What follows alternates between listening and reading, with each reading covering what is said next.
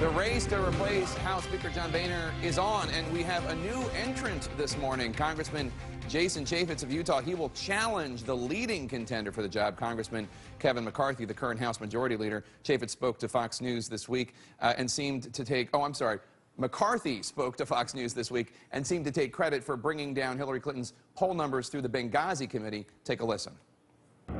Everybody thought Hillary Clinton was unbeatable, right?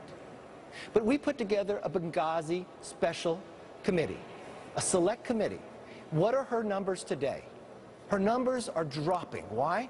Because she's untrustable. When I hear a statement like that, which demonstrates unequivocally that this was always meant to be a partisan political exercise, I feel like it does a grave disservice and dishonors not just the memory of the four that we lost, but of everybody who has served our country. Hillary Clinton, of course, pouncing on that in-kind contribution from Kevin McCarthy, as you heard there. We have lots to talk about, so let's get into it with our panel. Dan Pfeiffer, former senior advisor to President Obama, Republican Congressman Marsha Blackburn, CNN political commentators S.E. Cupp and Bakari Sellers. Congresswoman, let me start with you. I know you're supporting Kevin McCarthy. Jason Chaffetz announcing his intention to run to challenge McCarthy. Could that be a real race, you think? I think that Chaffetz will be in there. You might have another one or two that step in the race to get their names in the race, and I wouldn't be surprised by that. I do think McCarthy has the votes for it, and he did speak inartfully this week. There's no doubt that's something that has hurt him, and I'm sure he wishes he could take it back and reposition. And I think he was trying to say what we've heard Haley Barbour say over and over. If you focus on good policy, it's going to make good politics. Yeah. But that is not the way it came out, and I think that if he could go back and reposition that, because Benghazi has a serious job to do. Yeah. That panel has a Dan, as I'm a journalist who takes very seriously both the email story and the Benghazi story, and I have to say, wow, this really gives ammo to Hillary Clinton's side to push back on everything. Right. This is the first good news Hillary's had in this story in a very long time. And there are two kinds of gaffes. There's the kind of gaffes where people say something, they misspeak, like which I think potentially Jeb Bush did the other day. And there's a time where you just go out and just say the absolutely wrong thing that's true.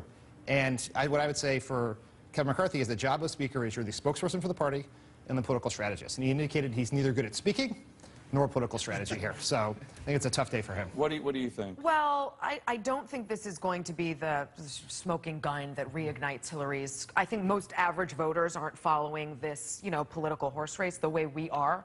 But what people focus on when we talk about the Speaker and the job of the Speaker, people focus on the division in the House between leadership and the Freedom Caucus. They forget that there's a lot of other factions in the Republican Party that the Speaker has to unite. And Kevin McCarthy, I think, is uniquely positioned to do that. I love Jason Chaffetz. I think he's great and very talented, but I think McCarthy will have the votes, and I think he is better positioned to unite all of those factions within the House. You have endorsed Hillary Clinton. Kevin McCarthy gave you a good talking point. Well, he did, but it wasn't the first time he said it. In fact, I also think that he said it to you, if I'm not mistaken. Not as stark, but yeah, something similar. So I don't think it was inartful. I just think he accidentally told the truth. I mean, we've been saying that for a long period of time, that this is nothing but a witch hunt.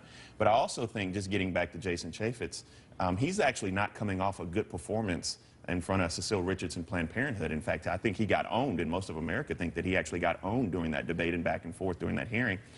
So it's going to be an interesting time period for you guys in your caucus, and we love watching it. Well, and I'm glad the American people are watching. The American people know Hillary Clinton can blame no one but herself when it comes to who made the mistakes with the server, who made mistakes with Benghazi, and they want her to tell the truth. I represent a major military post. I do not go on that post that I am not hearing from men and women in uniform and from their families. They want to know who gave a stand-down order, who gave a stay-behind order, who put these lives in danger. So that committee's got a serious job to do. We only have a few more minutes. I want to turn from this to the Oregon shooting and comments made by Jeb Bush that you were just referring to. Jeb Bush, he gave a very long answer, but among the many, many words in his long answer was this. It's very sad to see, but I resist the notion, and I had this challenge as governor, because look, stuff happens. There's always a crisis, and the impulse is always to do something, and it's not necessarily the right thing to do. Stuff happens. Now, obviously there was a lot more to it than that, but even Donald Trump is jumping on this essay. Look, in no way, shape, or form was Jeb Bush's response to the Oregon shooting, stuff happens. That's just not what he said. That's not how he said it. That's not what he meant. And I think it's real journalistic malfeasance to present it, you know, the newspapers that have presented that single headline is completely unacceptable. Jeb Bush is often inartful. He often doesn't say the thing that, you know, he probably should say. But whether he's using the word retarded correctly, or, you know, giving a long answer. I mean, these are the opportunities that the media really shows a bias, because he was not wrong when he said what he said. Could he have said it a little better? Sure. But to imply that Jeb Bush somehow does not care about what happened in Oregon this week is absolutely unacceptable. Look, I agree, and that's why I said there was a lot that was there and there, but Dan, this, you know, I mean, welcome to the NFL. This is what happens.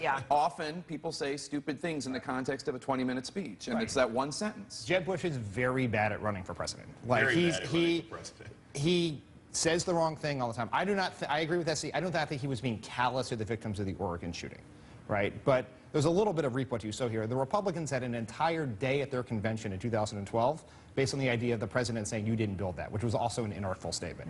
And so, you know, you kind of live by the sword, die by the sword here. I do think the problem with Jeb Bush's answer is not that he said stuff happens. It's that then he went on and said, well, you know, if a kid almost drowns, we don't put up a new pool fencing wall, except that's exactly what he did as governor. So government response is okay for dealing with pools, but not okay with guns, perhaps because the pool lobby is not as strong as the gun lobby. All right, thank you, one and all. Great stuff. Catastrophic flash flooding is hitting South Carolina, and rescues are underway there as the water rises, and we're going to take you there live after this break.